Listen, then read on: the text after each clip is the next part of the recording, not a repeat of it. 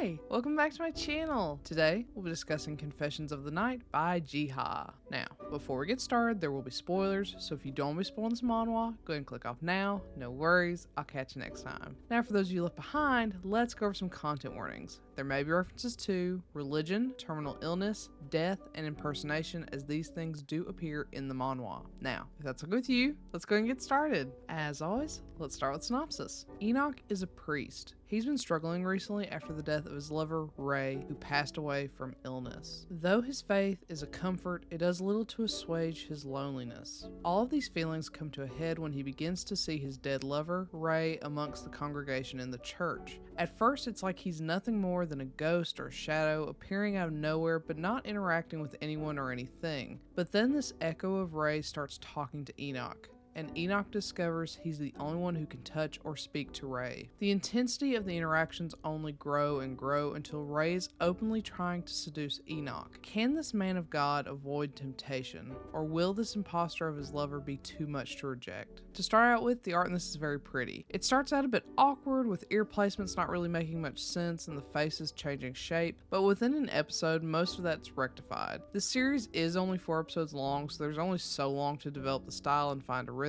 but it does rather quickly. It probably helps that 90% of this is smut, and there's a lot that can be fixed with a really well drawn ahego face, which we see a ton of. I also have to point out how nice Gamiel's, aka Fake Ray's, butt is drawn. He has one of the nicest butts in manhwa, and it's both fortunate and unfortunate that we only get 4 episodes to see it. We see it for pretty much all 4 episodes, but it's sad that we're limited to the 4. While I'm all for a good smut fest, this has too much potential narratively for it to be limited to a 4-episode smut fest. I love the idea of a priest becoming so depressed and lonely from the death of his lover that he ends up summoning a demon through his prayers, then having that demon who wants that love for himself pretend to be the lover and seduce the priest, only to end up having the priest fall for the devil as he's laying claim over the devil by saying the devil's real name. None of this is really explained within the story, but much of it can be inferred, which I don't mind. I like that I can put my own meaning into this, but I wish there were more.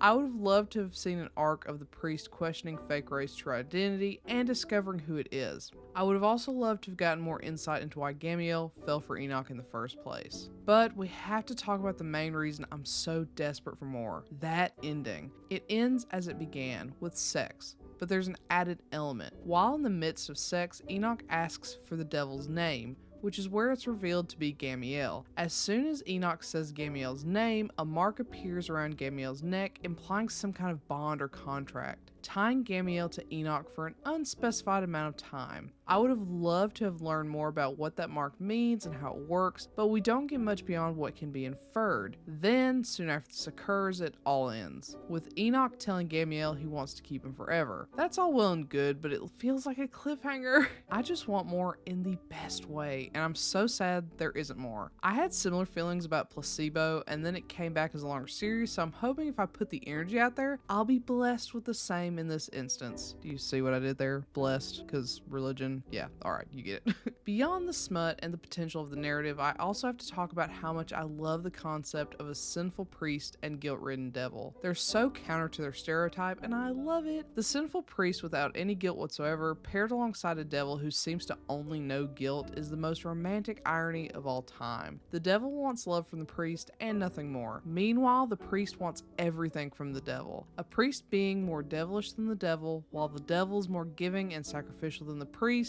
it makes me swoon. With all that being said, if you want an unholy smutfest between a human priest and a devil, this is right up your alley. I didn't think I would want this until I had it, and now I just want more. Much like Enoch, I have become greedy, and I will pray in hopes that we'll get a fully fleshed out series for this title someday. It, unfortunately, isn't a favorite simply because it's too short and just not long enough for me to feel satisfied, but I feel like it has the potential. So, have you read Confessions of the Night? If so, what do you think? Do you agree with my assessment? Do you not? Let me know and comment below. Otherwise, I'll catch you next time. Bye!